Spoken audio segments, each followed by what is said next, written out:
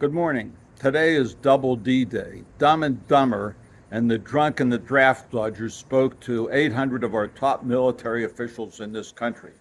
The stupidity, the ignorance, the arrogance, the temerity to suggest to these top 800 military officials, probably most of whom have multiple advanced degrees, to talk to them about the ethos of war by a draft dodging president and a drunk secretary of defense is absolutely appalling. Let's start with the fact that they put 800 of our people, our top military people, at risk because they announced to the world that they would be meeting at one place at a singular time.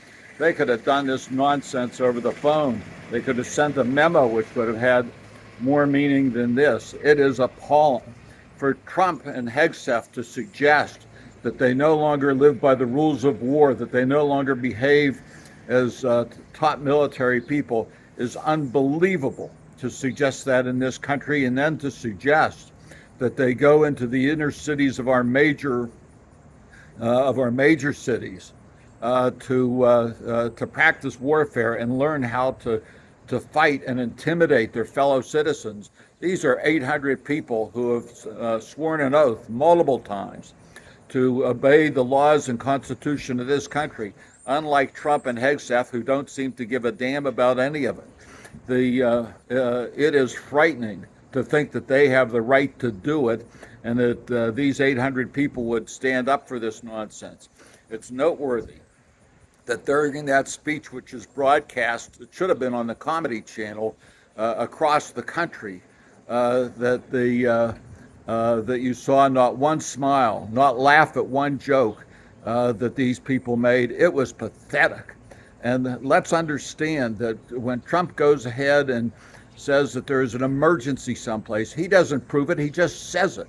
He's not questioned by the lapdog Republican Party. He's not questioned by the media. He's not questioned by anybody. What is the proof of an emergency? Abe Lincoln once said that you can call a tail a leg, but that doesn't mean a horse has 5 legs. Merely because Trump says something doesn't make it true. In fact, most of the time we know it's absolutely not true. You'd like to ask the Republican people who put up for this, how often have you been to Portland, Chicago, Baltimore, Memphis, Nashville, the other cities? So when you say that they're dangerous, are you saying it because you know it, because you've been there, you've been subjected to some criminal activity? No, you're saying it because some blonde fat pig says it's an emergency. He hasn't been there. He doesn't know what the hell he's talking about. And by the way, when Pete Hegseth says that the generals should not be fat, how about the commander-in-chief? Should he have to do any type of exercising to show he's fit? You see what war did to Franklin Delano Roosevelt and to others who've had that responsibility of war. Trump just talks to his big mouth because he takes no responsibility for anything. You notice whatever goes right, he wants to claim credit. Whatever goes wrong, he'll blame somebody else. It is appalling what they did yesterday, and it brings shame to those officers, and it brings shame to this country.